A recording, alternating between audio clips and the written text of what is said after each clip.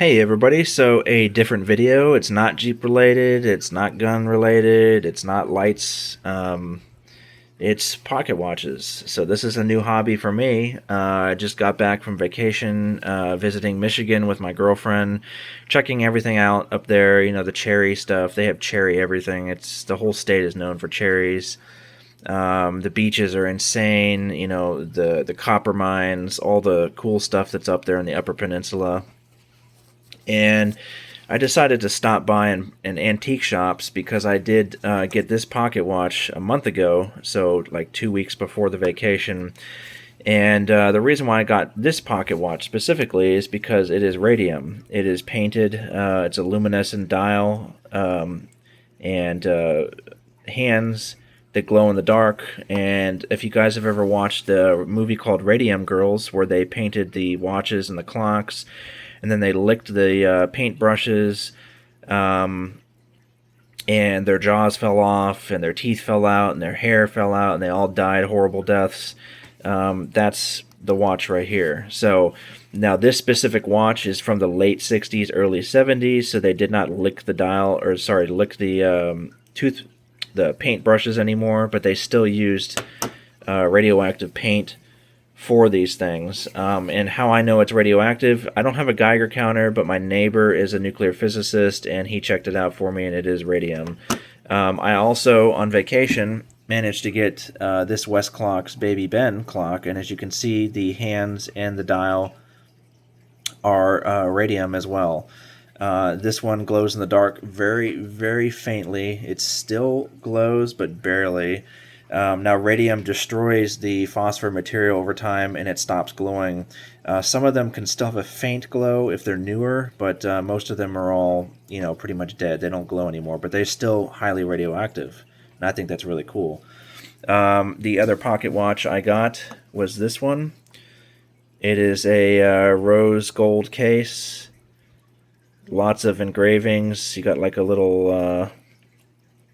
there's like a barn on the face of that one. You can barely see it. The phone doesn't zoom in on video very well. And this one, there's nothing in it because I'm taking it apart. Now, this one is an Elgin or Elgin, however you pronounce it. It's got a really nice face. You can see all the gold on the face right here, and it's, I think, a ceramic face. The actual watch itself is only 7 jewels, and when I say 7 jewels, you see that little pink thing? That's a ruby.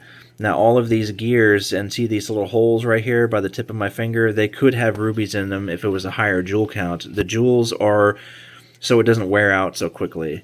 So the more jewels you have, the higher end watch it is. This one's only 7 jewels, so I guess it's like a more low end watch. So I don't care.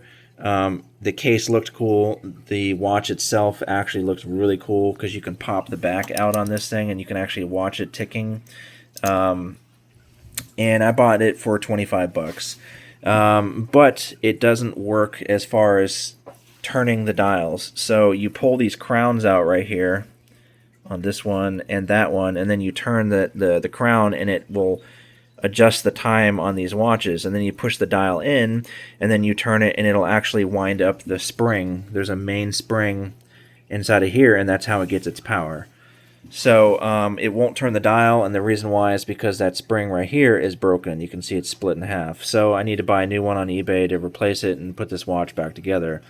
Why am I doing this and not sending it to a clockmaker? Well, I'm good at fixing stuff. I like tinkering on things, and I'm not spending hundreds of dollars for some guy to take the watch apart and tell me the same exact thing. So, it's not hard to do. Just get some small screwdrivers, watch some videos on how to do it, and you can do it yourself. But this watch, this is a really nice watch. Now, this is a Tracy company, I think, watch. Admiral is the brand. Swiss made. It's only 6 jewels, so it's actually one less jewel than the other one. So it is a lower end watch itself, the mechanism inside, but the face is a little higher end. The casing is higher end because some of them don't even have engravings. It's just a plain gold or silver case, kind of like this dollar watch right here. The higher end cases were engraved or gold or silver filled, etc. So what they did in the past was they would go into the watch stop and they would select the actual watch that they wanted, and then they would select a case. So if you only had X amount of budget, you could spend your money on the watch and then have a higher end case, so it would make it seem like you had a really fancy watch, right? So this watch I'm actually going to be wearing all the time. For 3 weeks now, I have kept this thing wound, except until the last couple of days because I was working on it. And it has told time exact. So every time this minute hand gets right in the center of the dot, my watch changes the minutes. So my actual phone or watch right here, I mean. So it's really accurate. For 6 joules, it's extremely accurate. And this one was made in the 1920s. So I put a chain on it. I polished it all up. Before it was really like foggy and dingy. I think because it's silver. I'm not sure. It could be sterling silver. But yeah, it's super shiny now. The crystal or the glass on here, which is actually plastic, was extremely scratched up, from being in your pocket and the chain rubbing on it and stuff. It was kind of foggy as well. You could barely see it very well. So to polish it up, I actually used some of this compound, which I use on my Wagoneer for the paint, and it polished this glass nicely. I mean, you can see right through it. There's hardly any scratches now on there, and it polished the watch itself really good. So yeah, that's what I'm into.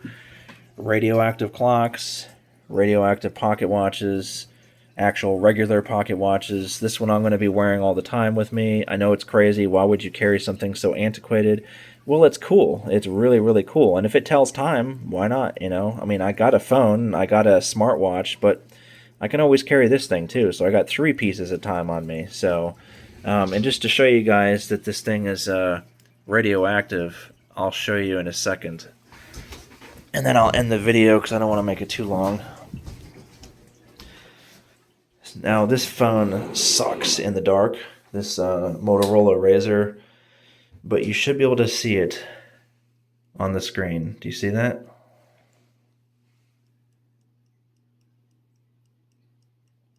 Yeah. Still radioactive, and it still glows just a little bit. I don't know if you can hear it ticking either.